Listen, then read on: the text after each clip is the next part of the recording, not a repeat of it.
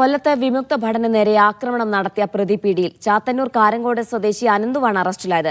കൈക്കും തലയ്ക്കും പരിക്കേറ്റ ഫ്രാൻസിസ് ചികിത്സയിലാണ്. ചാത്തന്നൂരിൽ കഴിഞ്ഞ ദിവസമാണ് വിമുക്ത ഭടനായ ഫ്രാൻസിസിന് മർദ്ദനമേറ്റത്. ചാത്തന്നൂർ ജംഗ്ഷനിൽ കട നടത്തുന്ന ആളാണ് ഫ്രാൻസിസ്. രാത്രി കട അടച്ച ശേഷം വീട്ടിലേക്ക് പോകുമ്പോഴായിരുന്നു അപ്രതീക്ഷിത ആക്രമണം.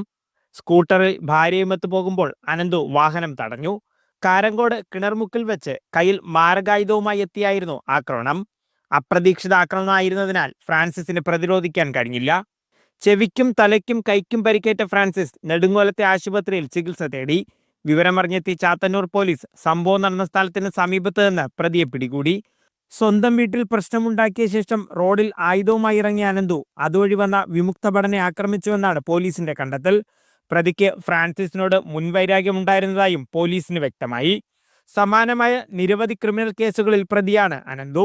നിരപരാധിയായ തന്നെ ആക്രമിച്ച പ്രതിക്ക് തക്ക ശിക്ഷ കിട്ടും വരെ നിയമപോരാട്ടം നടത്താനാണ് ഫ്രാൻസിസിന്റെ തീരുമാനം.